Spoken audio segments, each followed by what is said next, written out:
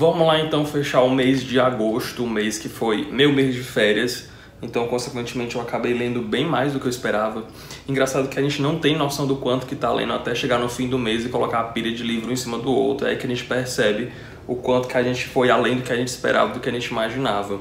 Bom, vamos lá para não demorar muito. O primeiro livro que eu li nesse mês de agosto foi um livro enviado pela TAG no mês de novembro do ano passado. Foi um livro que eu gostei muito, eu favoritei. É um livro de uma autora nordestina, uma autora cearense, assim como eu, que é o As Três Marias, da Raquel de Queiroz. Dela eu já tinha lido o 15, mas isso, sei lá, há uns 15 anos atrás mais ou menos. Eu não lembro exatamente nada do livro, só lembro que eu não tive uma experiência muito boa com ele, mas porque tinha sido uma leitura obrigatória de escola. Já esse daqui não, eu li despretensiosamente, eu queria retomar a escrita da autora, a leitura dos livros dela, e eu me surpreendi completamente porque é um livro fino, mas é um livro muito grande no conteúdo. Aqui ele vai contar a história das Três Marias, a Maria Augusta, a Maria José e a Maria da Glória. E é interessante que nesse livro ela faz, através da descrição dessas personagens, uma descrição também do tempo e do período em que ela viveu, em que essa história se passa. Essas meninas se conhecem num internato, e a partir dali elas vão passar por uma série de encontros e reencontros ao longo da vida delas. Tanto no orfanato, aliás, tanto no internato como depois também. Cada uma segue um rumo diferente. Tem uma que vai mais para um lado religioso, outra que vai constituir família, digamos, de um modo mais tradicional. E uma outra vai contar a história através do que ela percebe dessas outras pessoas, dessas outras personagens. Tem outras questões que são envolvidas também, tem outros personagens que surgem para poder aumentar ainda mais a discussão desse conteúdo. E é muito legal o que a Raquel faz aqui. Ela promove uma discussão tanto de religião, quanto de sexo, quanto do desejo do feminino. Ela faz também uma análise bem interessante do que seria o bem e o mal. Isso através realmente do que as personagens escolhem, do que elas optam, do que elas fazem na história. Além disso, ela vai discutir assuntos como o papel da mulher, o amor, o ser feminino de maneira mais abrangente e completa. E é um texto também que é muito germinativo. Eu usei esse termo lá na resenha que eu fiz, exclusiva para esse livro, vou deixar o card lá em cima. E ele é um texto muito germinativo, porque ele traz alguns assuntos que vão resgatando outros, vão puxando outros, e isso faz com que a história ela se prolongue muito mais do que o que a Raquel coloca aqui. Por esse motivo, eu favoritei esse livro, eu gostei realmente muito dele.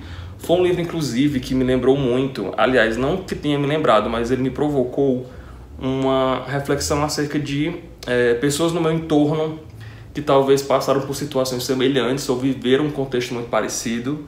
E por esse motivo eu acabo indicando para essas pessoas, que no caso foi minha mãe, uma leitora que a todo momento me lembrou muito a vida, a juventude, a infância da minha mãe. E eu até entreguei esse livro para ela ler. Ela tá com um pouquinho de resistência porque ela não lê muito, mas eu já usei o argumento de pedir várias e várias vezes para que ela desse uma oportunidade. Bom, até então ela não tá seguindo à risca o que eu indiquei para ela, né? Fico puxão de orelha. Eu sei que ela vê esses vídeos, mas ela nunca comenta, mas ela tá sempre aqui. E eu quero muito que ela leia porque eu acho que ela vai gostar muito disso. Não sei se acontece isso com vocês, mas geralmente quando eu tô lendo um livro, acontece muito ou de a história me lembrar alguém, ou de eu achar que esse alguém pode gostar muito dela. Aconteceu isso com o livro da Raquel. Então por isso eu indiquei para ela e eu espero muito que ela consiga terminar, porque eu acho que ela vai gostar sim. O segundo livro li desse mês, aliás, em agosto, foi o Variações Enigma, do André Assmann, o mesmo autor de Me Chame Pelo Seu Nome.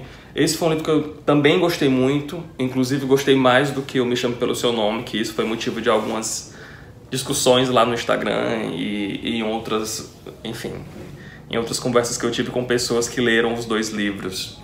Mas nesse aqui, o Assmann, ele vai também trazer uma temática LGBT, mas de maneira mais abrangente. Ele vai aumentar o leque dele de possibilidades e de discussão a respeito da temática.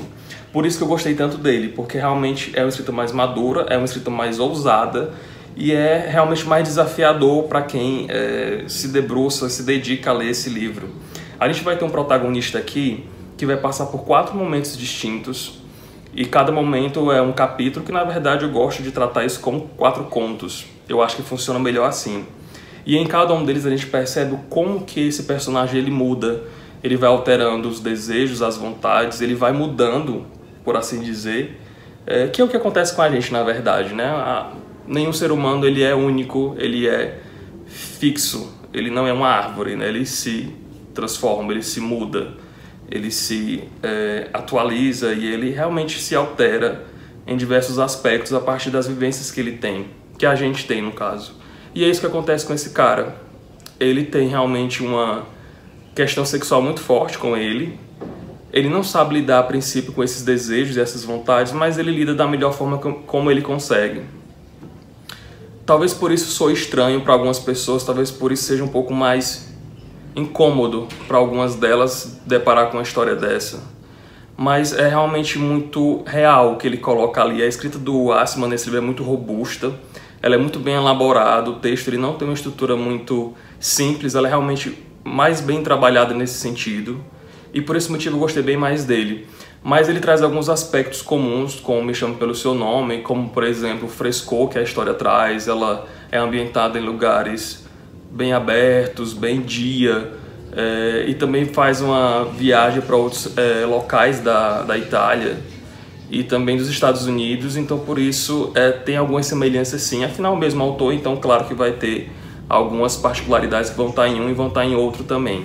Mas é um livro que eu gostei, eu não digo bastante, mas eu gostei realmente bem mais do que eu Me Chame Pelo Seu Nome, mas não cheguei a favoritá-lo. Mas tem resenha aqui também, vou deixar o card lá em cima para quem quiser mais informações e tiver curiosidade para ver. Logo na sequência eu peguei um livro de um dos meus autores, que eu acho que muita gente já está cansada de me ouvir falar sobre ele, que é o John Williams com o Augustus, esse livro que eu recebi de parceria da Rádio Londres, que eu gostei também. Aqui a gente vai então ter a história do Caio Otávio, que seria o primeiro imperador de Roma. E contando a história de Caio Otávio, a gente vai descobrir também da história de Roma. Então é muito legal porque aqui a gente tem acontecimentos históricos, coisas que aconteceram de verdade, personagens que realmente existiram, e também é muito interessante acompanhar o desenrolar dessa ficção, porque tem muita coisa aqui que é da cabeça do John Williams, ou seja, são coisas que existiram misturado com outras situações que ele criou e com outros personagens que ele criou também. E é muito legal acompanhar a história dessa pessoa, a história dessa figura que é muito importante para a história mundial, vamos dizer assim, e acompanhar também o desenrolar de Roma durante esse período e das pessoas que viveram por ali.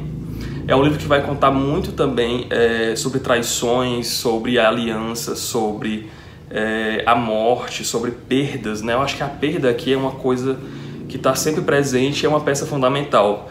Porque nele a gente vai, junto com essas perdas, se deparar com a questão da finitude, né? Da finitude do poder, da finitude das relações, né? Da finitude do papel que essa pessoa tem, no caso, que o Caio Otávio tem lá em Roma, e também com a finitude da vida, né? Isso é uma coisa que está presente em vários livros do John Williams, ele consegue trabalhar isso de uma maneira formidável. Assim como no Stoner, por exemplo, naquele capítulo final, quem leu sabe do que eu estou falando, a maneira poética como ele elabora essa visão mais bonita e delicada da morte. Isso aparece um pouquinho aqui, e isso que eu acho muito legal. Então é um livro que está mais do que recomendado. É um livro realmente muito bom para quem curte uma pegada histórica, um romance com umas pinceladas de realidade. Essa aqui é uma boa pedida, uma excelente indicação. Outro livro lido esse mês de agosto foi o... deixa eu pegar aqui. O Complexo de Portnoy, do Philip Roth. Esse daqui foi o primeiro livro que eu li do autor. E é um livro que, até agora, eu também não consigo me definir se eu gostei realmente dele ou não. Na verdade eu gostei sim, mas eu também desgostei em outros aspectos realmente muito fortes no caso. E por isso eu fico meio nesse cabo de guerra para definir o que eu achei desse livro. Aqui a gente vai ter então a história da família Portnoy, né, através da figura do... acho que é Alex o nome dele? Acho que é isso, não lembro agora. Mas aqui então a gente vai ter uma família de judeus, e a história dessa família é contada através da visão desse filho caçula. Ele começa criancinha, e a gente vai se deparar realmente como ele vai amadurecendo ao longo do tempo, e como essas discussões que ele traz, esses temas e essas particularidades da vida dele, como elas vão sendo trabalhadas dentro dessa família, a partir da visão desse menino e também do teor ácido que o Philip Roth traz aqui. É uma história que ela é cômica, ela é engraçada, mas ao mesmo tempo ela é muito contraditória. Porque o autor ele vai inserir aqui algumas coisas que são realmente machistas, são exageradas, são coisas que incomodam a um leitor assim mais sensível ou mais problematizador. Acho que seria uma boa forma de expressar isso. Porque esse cara, esse personagem, esse menino, o que faz ele ser engraçado no início acaba sendo um pouco estranho mais na frente quando ele já é adulto, né? É algo que você realmente não consegue simpatizar com o que ele traz, com o que ele faz, a maneira com que ele trata os pais, com que ele trata a namorada dele. Ele é uma pessoa que é muito irônica, ele é muito frio com os sentimentos das pessoas e com os sentimentos dele. Ele trata realmente essas pessoas do entorno como se elas fossem objetos que estão ali para servir, para dar prazer para ele. Então acho que por esse motivo eu não gostei tanto do personagem. Isso não significa que eu não tenha gostado do livro em si, até porque, como eu falei no vídeo dele, talvez tenha sido essa a intenção do autor. Penso eu, não tenho certeza. Então por esse motivo eu fico ali no cabo de guerra entre eu gostei muito, no nível ok, e não gostei, mas o não gostei está mais voltado para as atitudes do personagem. Coisas que eu não concordo e ele faz, coisas que ele pensa na verdade, e eu não compartilho desse pensamento. Então por esse motivo eu tenho essa visão mais laica com o livro e com o personagem. Mas fica aí a indicação para quem quiser dar uma olhada. Eu acho sim que vale a pena. Eu já fiquei sabendo também que outros livros do autor têm uma temática semelhante. Ele consegue trabalhar tanto esse teor cômico, esse teor mais engraçado, com o sexo também, que é muito presente aqui nesse livro, né? Ele não tem filtro, ele não tem freio, ele fala de coisas assim bem particulares, bem pessoais, de maneira assim bem confortável para ele. Então isso no princípio choca a gente, mas depois você acaba se acostumando, até porque são coisas comuns do ser humano. Então não tem como a gente estranhar uma coisa que é tão nossa, uma coisa tão arraigada das pessoas. Mas fica a indicação, quem quiser conhecer, tem um card lá em cima com mais informações. Logo depois eu retomei a leitura de John Williams, dessa vez com o Butcher's Crossing. Esse daqui eu li em parceria, né, com o Hugo, do Aprendiz de Leitor, o Hugo lá de Portugal. Quem quiser conhecer o canal dele, eu vou deixar linkado lá embaixo. O vídeo dele ficou muito legal sobre esse livro aqui. O meu eu lancei poucos dias depois e eu gostei, né? É um livro do John Williams que eu recomendo, mas eu tenho uma classificação, uma ordem para os livros dele. O que eu mais gostei, claro, foi o Stoner. Então quem quiser conhecer a escrita dele, eu sugiro começar pelo Stoner.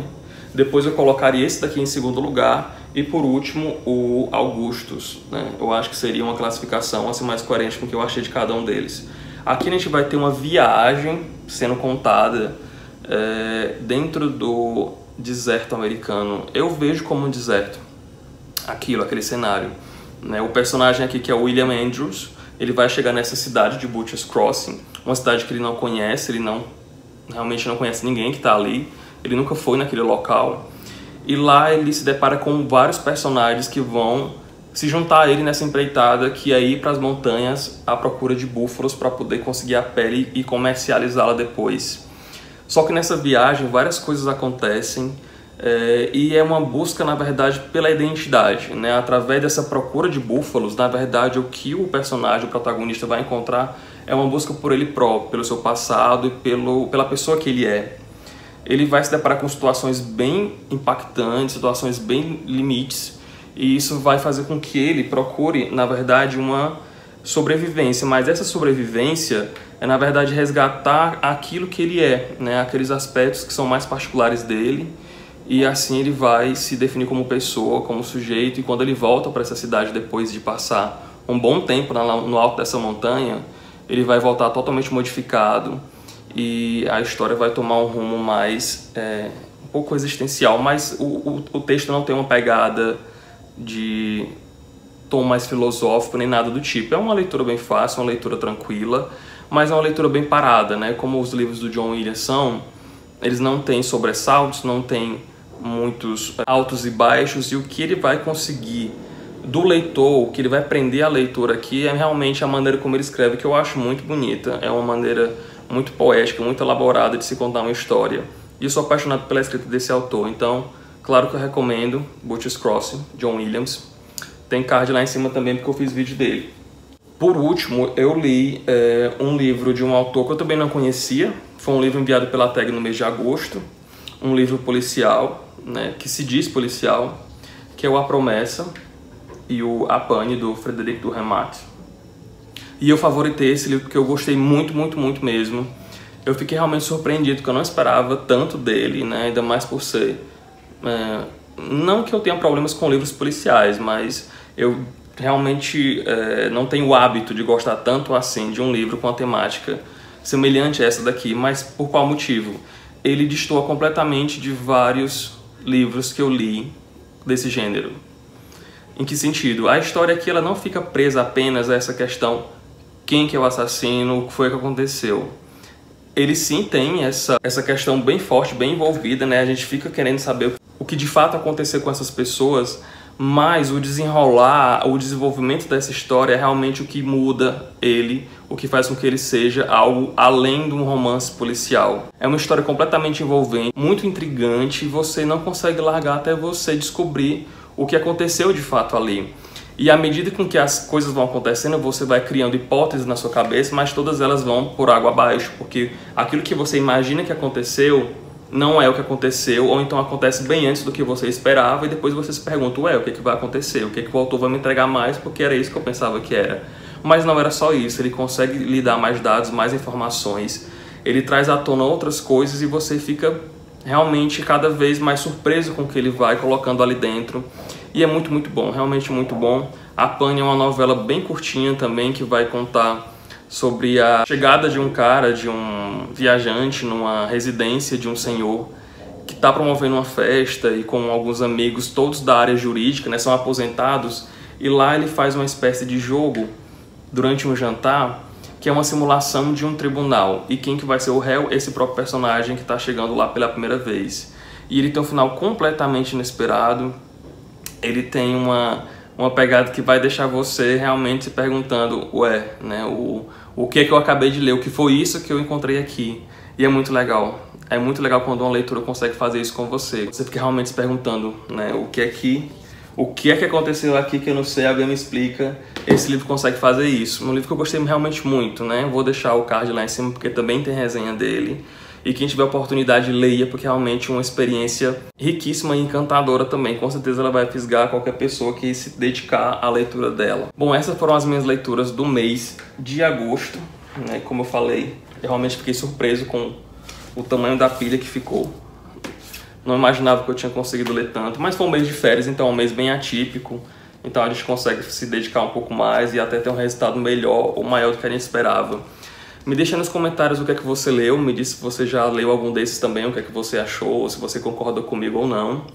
Faz um comentário extra se você quiser, as redes sociais estão lá embaixo no box, a gente pode se encontrar e conversar um pouco mais por lá.